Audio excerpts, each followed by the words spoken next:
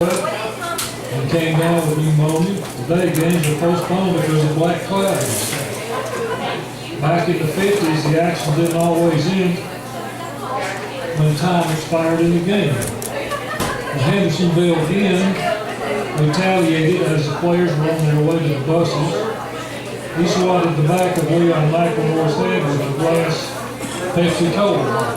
The bad blood with Hendersonville had spilled over from the previous year.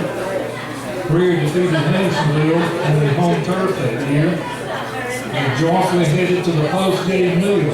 Upon arriving at the restaurant to eat, however, the irate restaurant owner informed Coach Phil Clark, "We're closed, we aren't serving tonight." The Yellow Jackets rode home on an empty stomach, although some managed to grab a hot dog at Carolina lunch and stayed open until midnight. That's a couple of things from this book. I hope you get one. I hope you enjoy it.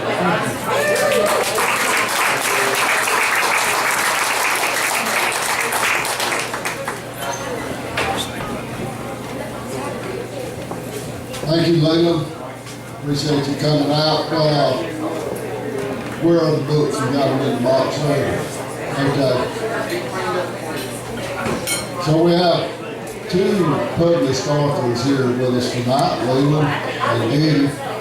And so we get one of your books too. Eddie wrote a book 3 years ago, maybe about 3 years ago, about life on the Mill Hill. He lived on the other Mill Hill over there. We call it Weird Mill.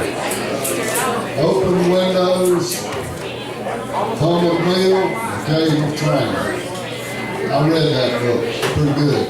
I didn't know a lot of the people in it, being from Beckman, but I knew some of them, but I do know your brother Ted. We went all through school together.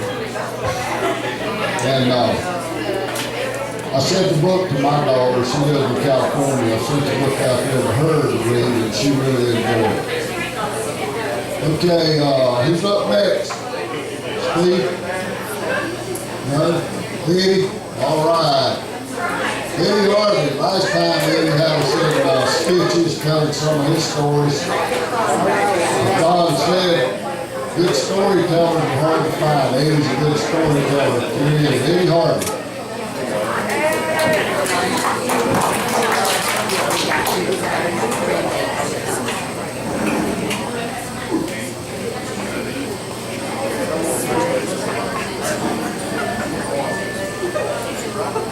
How we doing? Everybody lubricated? First off, I want to say thank you to Lisa and Debbie for hosting this adult daycare again. And also all the other people that, all the people that have made our work on the owners event today.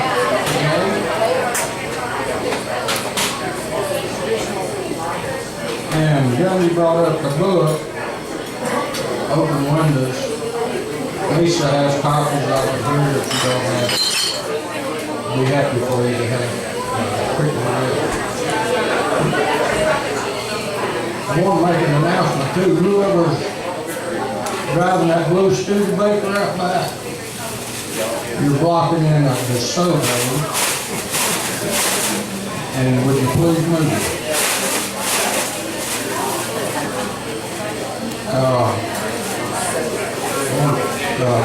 Carrying on a little bit what he was talking about. And we're losing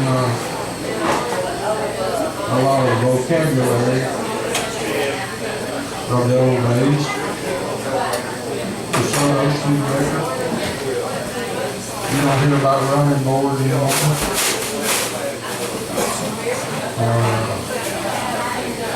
Things like push your choke in, push mashing on the glass, foot feed.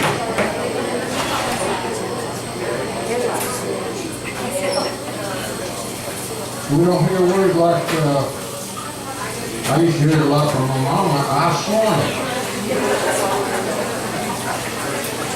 Or what is a smart aleck? I don't hear that much anymore. Galluses. Everybody used to have Galluses. Galluses, there's another, comes from overall. And also it's, if you look at that in the dictionary, it's suspenders. But Old English, it comes from a gallows, and where you would be suspended. So I still say gallows every once in a while. Inside outers. We used to put on our clothes to be inside outers. I don't do that anymore.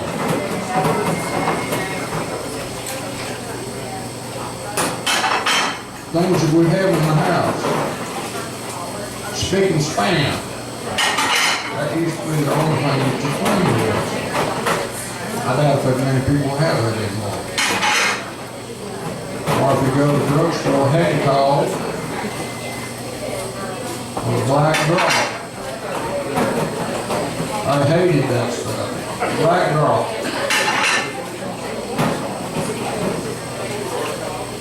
And if you got an upset stomach, I don't know if you can find it anymore. I did read a little piece about the bottling company that's down in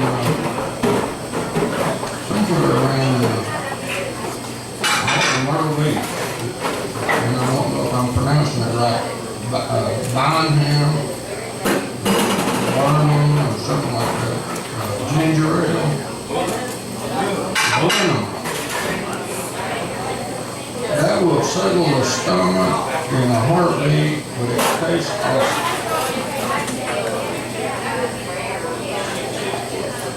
Things that we don't have on the, I bet a lot on the grocery list anymore. Kitchen matches, wax paper, kerosene. All those things are in our vocabulary. We don't hardly hear kerosene, the word kerosene, once a month. But it used to be an everyday occurrence to put some kerosene on kindling, get a fire started.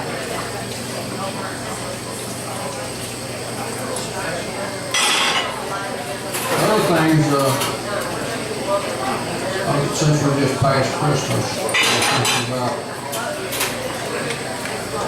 things that my mom, I pictured her at Del Bethel Baptist Church, the Gleaners class, and they're talking about Christmas presents. What'd you get, Ruth?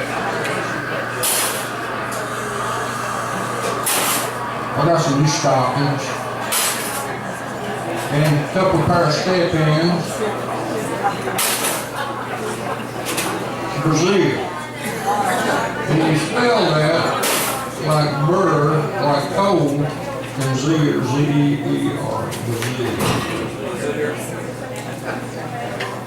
Earballs. Got a new pair of earballs. I got a doodad for the whatnot. We had a whatnot that sat in the corner. In the corner of a 4-room house.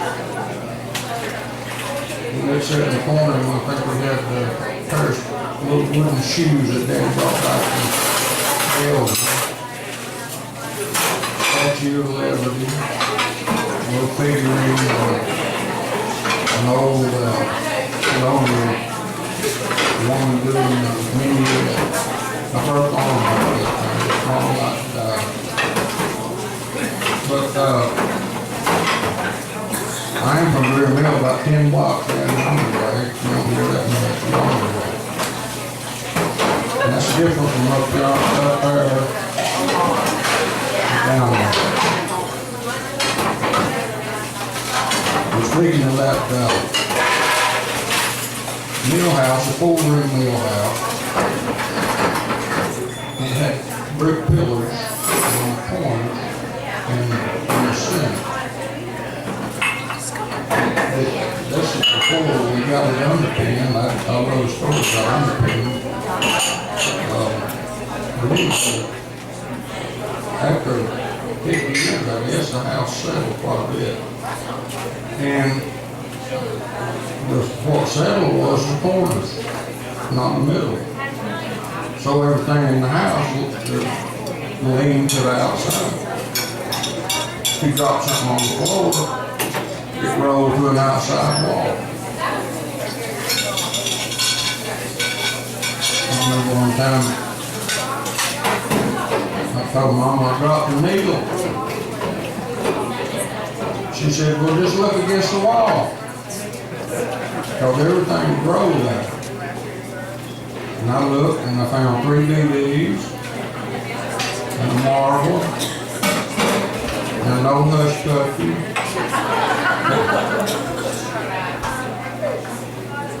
Bobby pins. What happened to bobby pins? They used to be everywhere. People, every drawer you open up, you have a bobby pin in it.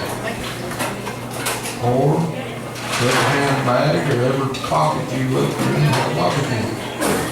Floorboard of the car, bobby pin. And bobby pins, it was one of the best inventions Irene's ever done. Paper clips, I was going to mention that. You also clean out the ears.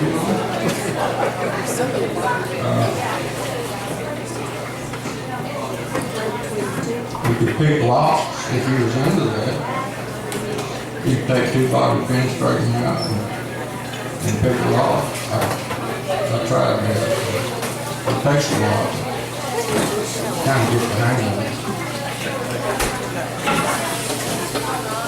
Where you can gouge out a crack. I didn't say that crack. It reminded me of a story Mom told me. We had hardwood floors. It was hard pine floors. It had a gap between the boards, sort of like my fingers, kind of crooked. And Mom had a routine where we, and it was my chore. I made a quarter a week mopping floors on Friday after school. And that's what I had to do. And I believe it was every month you had to wax the floor. Or polish it, or whatever that was. You pour it out on the floor and push it around, make it all shiny. But you couldn't walk on it for a while. But that over years and years, that floor wax or whatever it was sealed up all them cracks. One day I had a bobby pin on the floor, I just digging around in one of them cracks. And I said, quit doing that. Quit digging around in that crack. Well, like any kid, I didn't do it. Kept at it.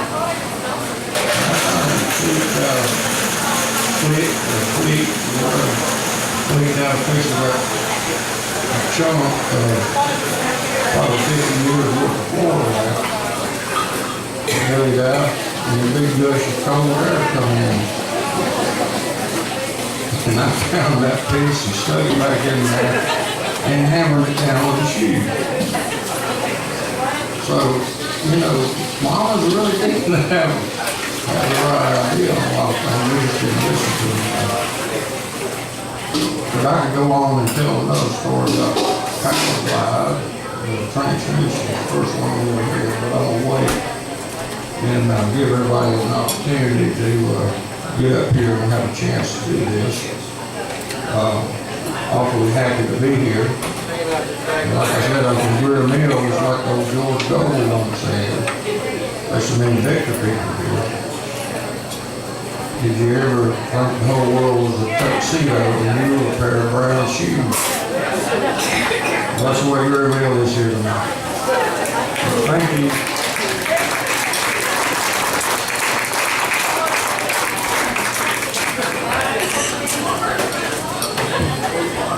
Thank you, Eddie. Mr. Eddie Harvey. Great storyteller. He tells some good ones, man. gonna do this again. We're gonna do this again in May, right? On Friday night, storytelling night.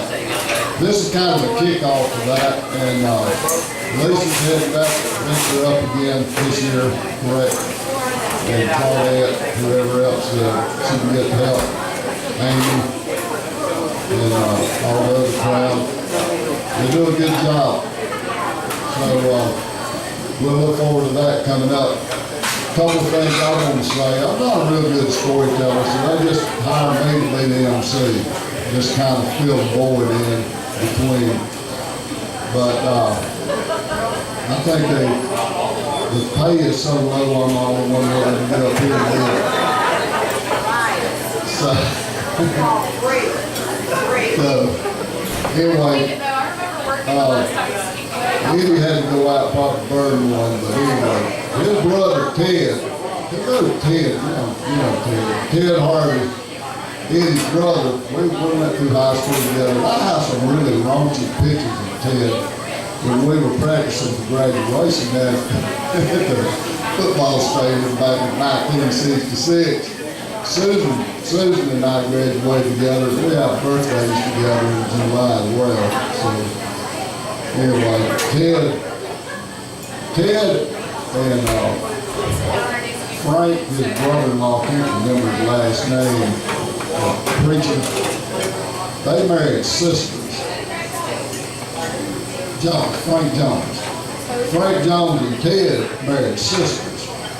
And we used to go to church with them at Fairview. This was my previous marriage. So, hey, wife in here. Okay. Okay, I'm going with this story. Anyway,